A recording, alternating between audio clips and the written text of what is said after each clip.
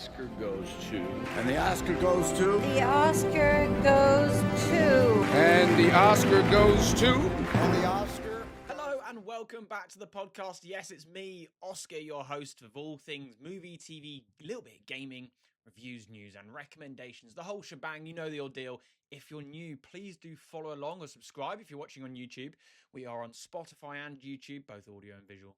And then daily, you can find me over on TikTok, post multiple videos, and we go live every day at 5:30 p.m. UK time. That's all the pleasantries. How are we? This is the bit where you answer at home. I am looking for a co-host, by the way. I think these would be more fun if there was two of us. So if you're interested and you know your stuff about movies, or you're just a fan, or you know somebody that might be interested, give me a little DM over on Instagram. I'll probably try and link it in the bio. Otherwise, it's at @NotThatOscar. You know, shoot a message over. Anyway, today we're talking about a few different things. We're talking about the BAFTAs. They are happening on Sunday. Very excited for those. I'll be covering them over on my TikTok channel. We'll also be talking about some movie news that's been going on. We've had some exciting things come out in the last few hours about Peaky Blinders and Spider-Man. And then we'll just have a little, sort of chin wag as we go along. I can tell you about what I've been watching recently. It's been a pretty quiet week in terms of films. There hasn't been anything new since last weekend, which was, of course, we did Wuthering Heights and Goat. You can see my reviews for those over on my Letterboxd. If you're not already following, it's, again, at @NotThatOscar. Wuthering Heights was a little bit of a letdown. It's meant to be this sort of romantic, steamy, gothic, whatever, and it just felt very not freaky. Now, I don't need it to be 50 Shades, but I wanted it to maybe be 25 Shades or something. At least give me something to work with, you know. But let's talk about the BAFTAs. We can jump straight in because that's the main topic today. They are on Sunday, which is 4 days away if you're listening on the Thursday, the day this comes out, or the 22nd, basically, is the day that they're coming out. Now, in terms of podcast-wise, I'm going to probably try to get podcasts out every Wednesday, and then maybe there might be extra episodes. I guess as we grow, some of that will probably go behind a paywall, so enjoy the bonus bits for now. I'm certainly a long, long way off from restricting you guys from seeing anything for free, I'll tell you that. But if you could, share the poddy to all your friends and family, that'd be great. So let's start with the big dog, the best picture at the BAFTAs. Obviously, this is the British Film Awards. Very excited for this one. They have pretty good nominations. I think they've done a really good job this year in sort of getting everything from across the board. So best picture, I'm going to go through each category. We'll talk about who I think will win versus who I would like to win. So it's obviously, in some cases, might be different. So best picture, the nominations I've got written down are One Battle After Another, Hamnet, Sinners, Sentimental Value, and Marty Supreme.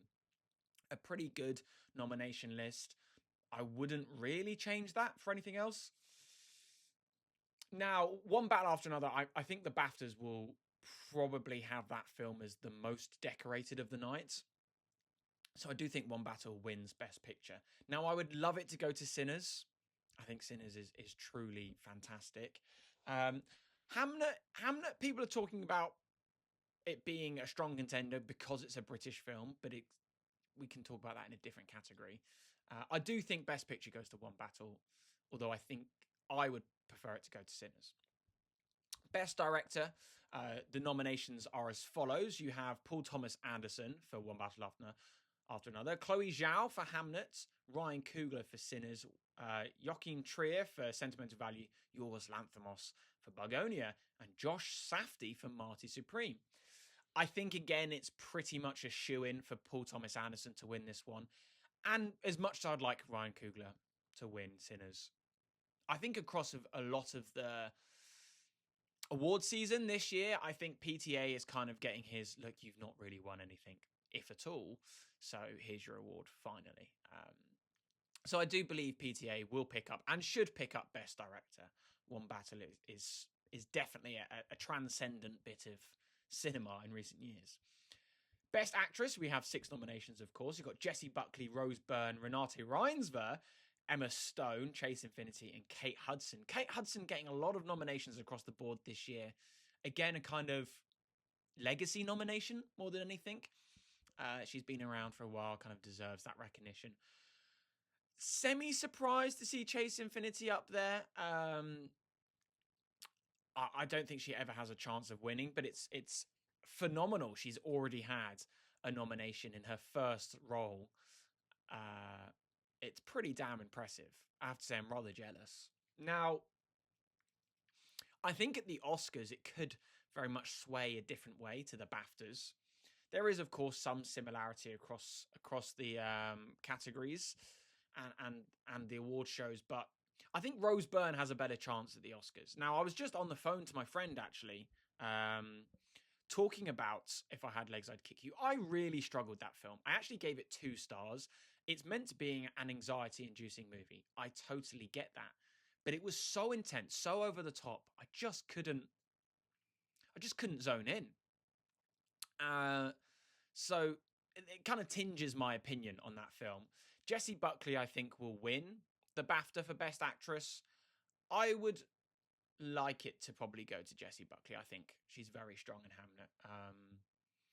I have some thoughts about the movie itself, but as a performance out of those, maybe, look, I thought Emma Stone was great as well. I wasn't a huge Bugonia fan. I thought it was fine, like a 3.5 out of 5. But I think it will go to Jessie, and I think it probably should go to Jessie. So, Best Actor, I think it's going to be tight between Leonardo DiCaprio for One Battle and Timothée Chalamet for Marty Supreme. We also have Ethan Hawke's been nominated, Robert Aramayo, who was in I Swear, Michael B. Jordan, and Jesse Plemons. Jesse Plemons was great in Bugonia, but I don't think was doing enough in the film to sort of win or even be close to winning. Michael B. Jordan, I would love him to. I don't think he will.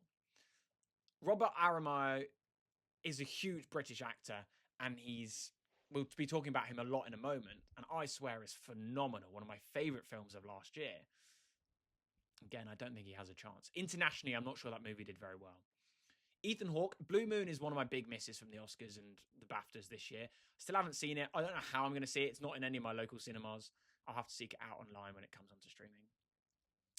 So it will be close between Leo and Timothy. Now, hint towards my Oscars video when we get closer to March. I'll be doing that, of course. I do want Timothy to win Best Actor at the Oscars. So I would like him to win it here at the BAFTAs. Do I think he'll win it over Leo? It's a hard one. It really, really is hard. I'd like to hear your guys' arguments in the comment section. Please do drop a comment down below on Spotify or YouTube. For the next podcast, I will try and get round and answer some of them. So do leave them down below. I think Timothy will win it. I think the BAFTAs have a bit more recognition for how well he was carrying that movie on his back. And the campaigning that Timothy did for that movie, I think will pay off. I think there's a kind of respect of how brutal and honest he's been around wanting to be one of the greats. I think people are respecting that. So I'm going to go, it goes to Timothy. Best Supporting Actress is probably one of the harder categories. We have Inga Ibsdotter Lilias from Sentimental Value. I definitely butchered that name. I'm so sorry. Tiana Taylor from One Battle After Another.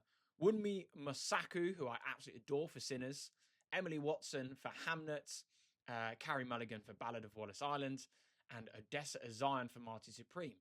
I would adore Odessa to win it. She's nowhere near and has no chance, I don't think.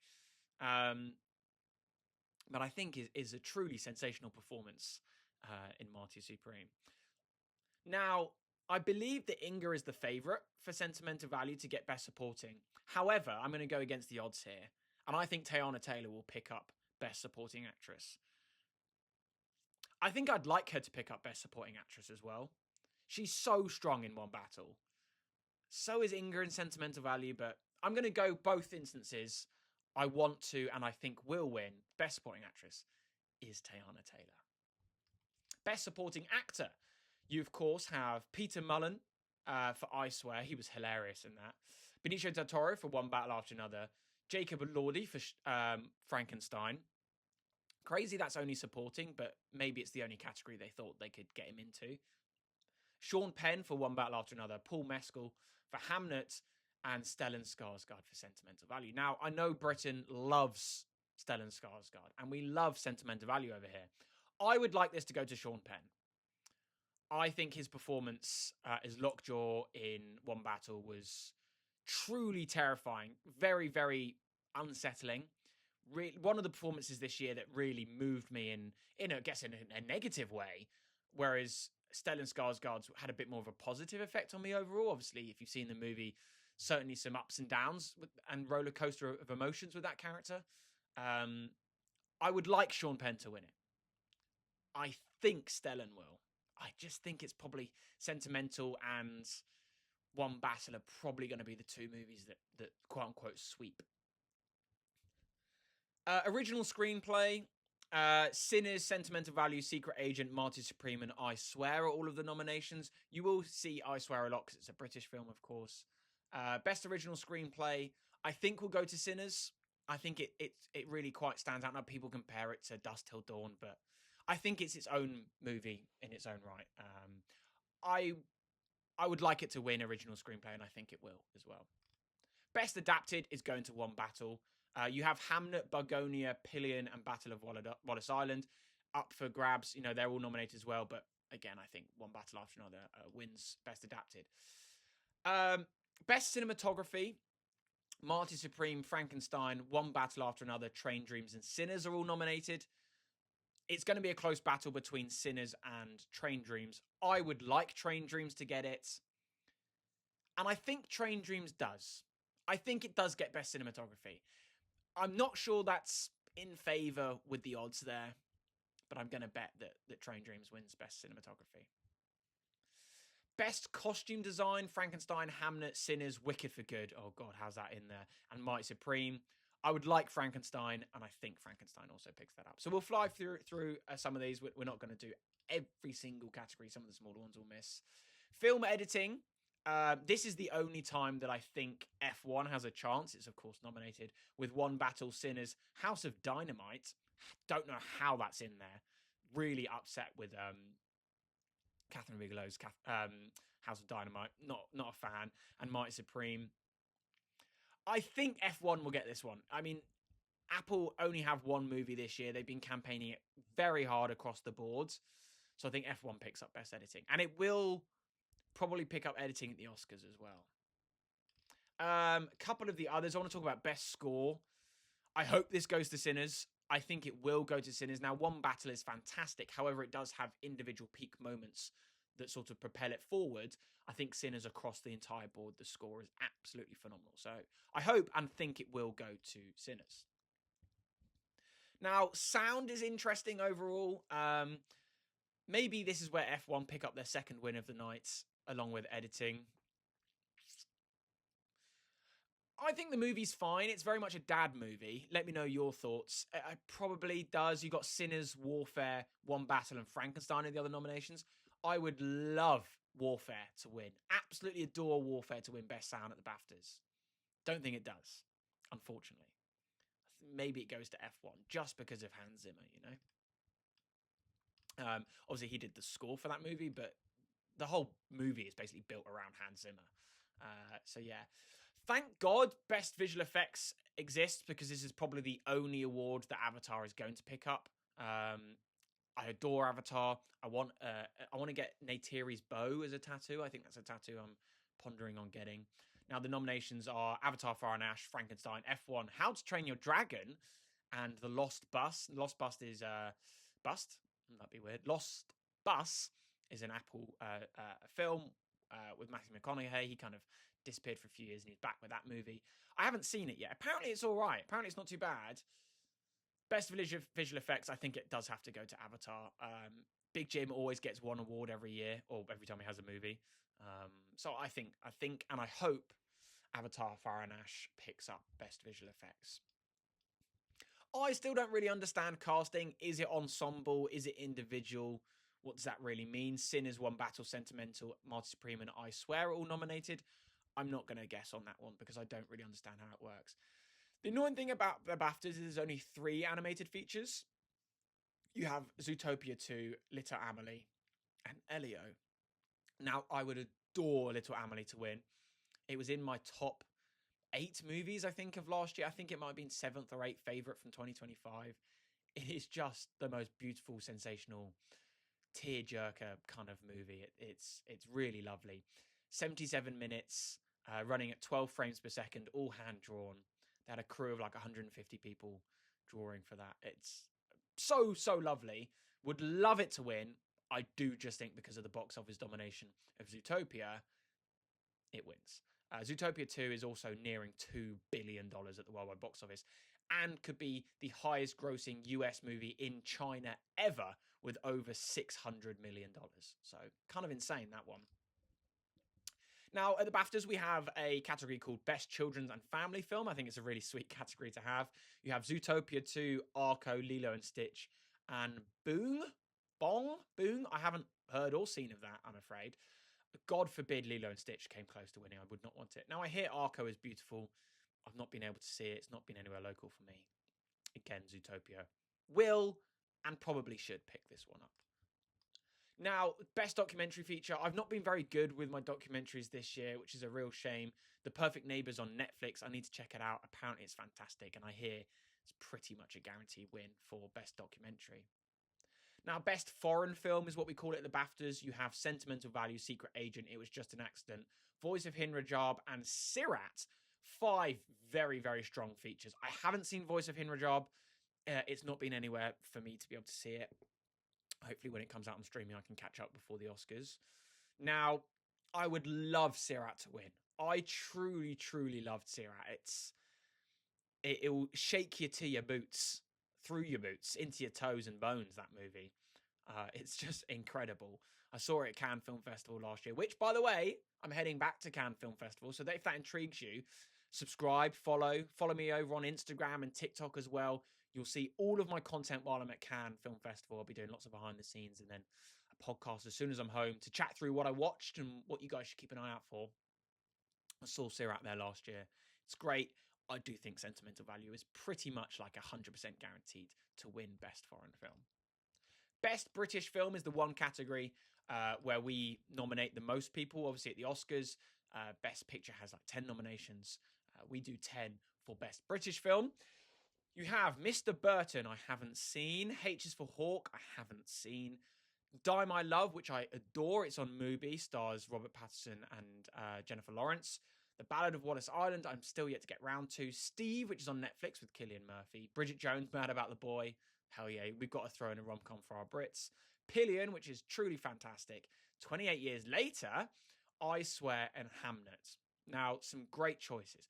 I want I Swear to win, with 28 years later being a close second. But I Swear it is a really beautiful tale based on a true story of a guy dealing with Tourette's and what it's like growing up in the late 1900s with Tourette's into the early 2000s, him teaching people what it means, how to live with it. Robert Aramayo gets a nomination for EE Rising Star at the BAFTAs because of his performance. Honestly, it's so good. I would love it to win.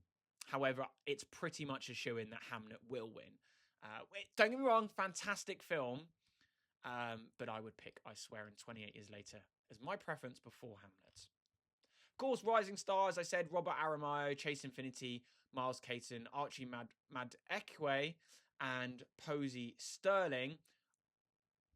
Chase Infinity would be lovely for her to have it. I think she has a much brighter future ahead. There's just got this feeling that she has so much success ahead of her. Not that Robert Aramayo doesn't, but I do believe he's a tad bit older. I do think he will win it as well for I Swear and get some recognition for him in that movie. Let me know your thoughts for all of those takes in the comment section down below. Of course, we'll be covering the BAFTA on my channel, so make sure you subscribe, follow, go over to TikTok as well. Let's talk about some movie news that's come through. So I have just done a reaction to The Immortal Man. This is the new Peaky Blinders movie that takes place, I think, during or after World War II. So we obviously were back in 1920s, late teens, I think, for the last season of Peaky Blinders. Cillian Murphy is playing a much older Thomas Shelby, and Barry Keoghan is playing his now grown-up gypsy son and is running the Peaky Blinders as if it was 1919 all over again. And it's kind of up to Tommy to sort of bring peace and order. It looks like the Nazis are involved again, as usual, of course. I think it's during World War II, maybe the early 40s. I think I'm intrigued by it.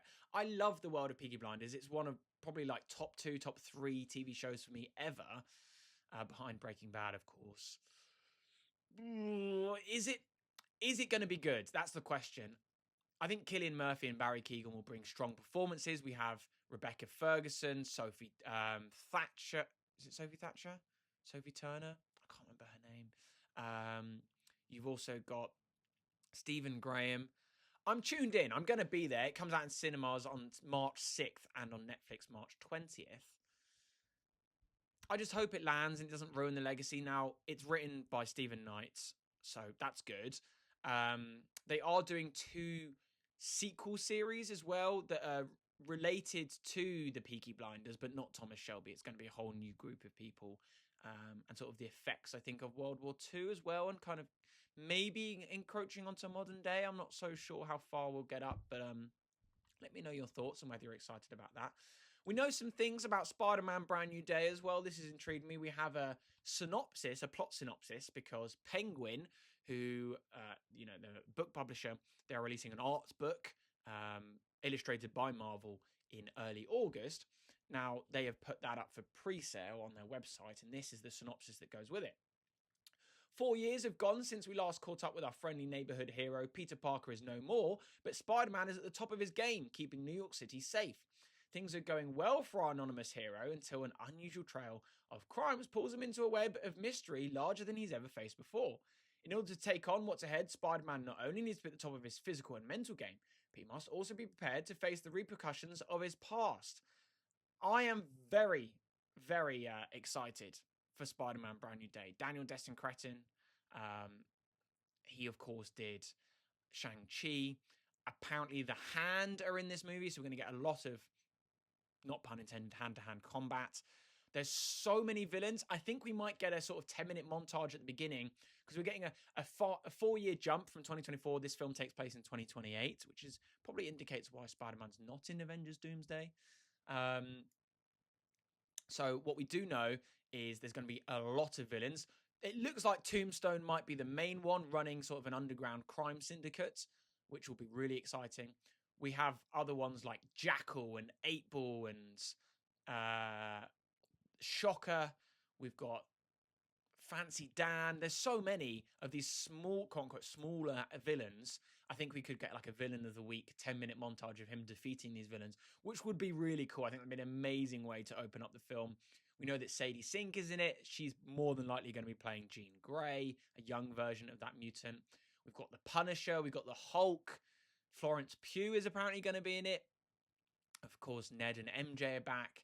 I'm so excited for this movie. I think it will be a huge, huge success for Marvel, even if it's bad. Now, it's not going to be because of everybody involved.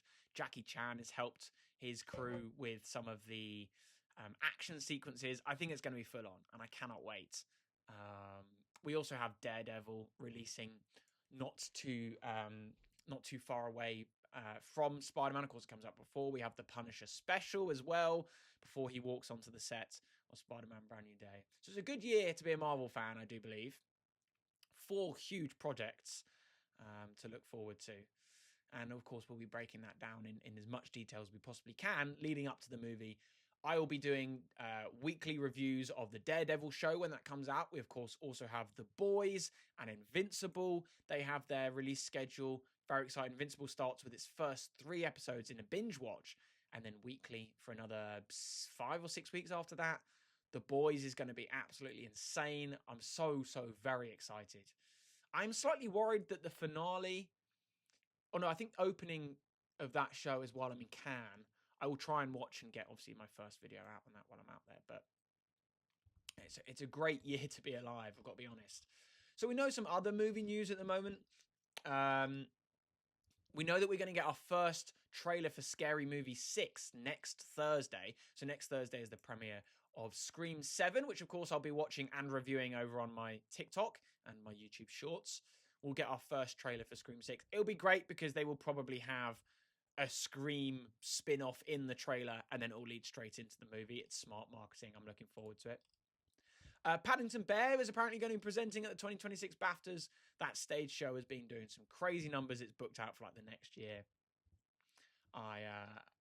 I want to try and get tickets to it. If anyone can get me tickets, I would love to go. I'd love to take my mum. I think she would absolutely adore it. Now, some sad, not sad, frustrating news. We have heard that Warner Brothers have opened up the bidding war yet again for Paramount. Now, as of recording, Paramount have about 4 more days to submit their best and final bid. Netflix, of course, submitted a bid of $82.7 million at the start of the year to buy Warner Brothers and all their streaming services, which obviously includes HBO Max. Now, Warner Brothers, of course, used to do theatrical windows. They own the likes of Harry Potter and DC. Netflix have said if they buy Warner Brothers, they will keep the 45-day theatrical exclusivity. Films will be released on digital and then go straight to HBO Max if they're a Warner Brothers movie. Whether that will actually be true, of course, Ted Sarandos has changed his mind on this a couple times already. Is it better that Paramount buy it or that Netflix buy it? Well, Paramount are very closely linked to President Trump, so there's some dodgy things going on there. Will Trump step in so that Netflix can't buy it and Paramount can? Remember, everything's all political these days, sadly. It's not just for the betterment of the industry. Apparently, the Justice Department in the US have sort of sought out directors, actors, and other studios to try and get an understanding of how serious it would be if Netflix did buy Warner Brothers or if Paramount bought Warner Brothers. Now, I'm a bit confused because surely if Warner Brothers want to sell, they can sell. But again, selling to the biggest consumer or the biggest person in the market being Netflix is not good. And then the second biggest, I think, being Paramount. It's kind of crazy. I don't really understand it all. Please do let me know your thoughts down below as well. I'm intrigued to check this out. Some really cool news that one of our favourite up-and-coming actresses, or she's been around for a long time already, is, of course, McKenna Grace. She is going to be the new Daphne in the live-action Scooby-Doo series that's coming to Netflix, I believe, next year, which is really exciting. We need to hear some more I know they've cast Velma. I don't know who the actress is. I haven't got it up in front of me. I do know that Mason Thames being cast as Shaggy would be an amazing casting if they're smart. I will also do it. I will happily do it. You know, they can dye my hair if they want. I can be wacky. I can be Shaggy. Pause. So I'm looking forward to that. I've got to be honest. I will be tuned in and, of course, reviewing it as we get closer to it. Been some more sort of disappointing news about the hunt for Ben Solo, the Star Wars project that was cancelled. Steven Soderbergh and Adam Driver were very excited to get this together. I think it would have been a very cool project, but alas, it's not happening. Now, of course, the next Star Wars project, I think, is make or break for Lucasfilms. We know that Mandalorian and Grogu is releasing May 20th, 22nd, I think, May 20th, yeah, if that's the Friday. Now, Mandalorian and Grogu is an interesting film to come back with. We've not had a Star Wars movie in 7 years, since 2019 with The Rise of Skywalker, and that was, even though that was bad, it made $1 billion. I mean, it was really bad. However, we're back in Star Wars land. It's interesting with this movie because you do need to do some homework before it. There's 3 seasons of TV prior to this show. So I don't know how they're going to do that. I don't know whether there's going to be here's everything that happened in 3 seasons of TV, like 5-minute opener to the movie. Interesting. I will, of course, do a here's everything you need to remember before watching Mandalorian and Grogu sort of video to keep you guys up to date. But we do have, of course, the Ryan Gosling Star Wars movie next year, which I'm very, very excited for.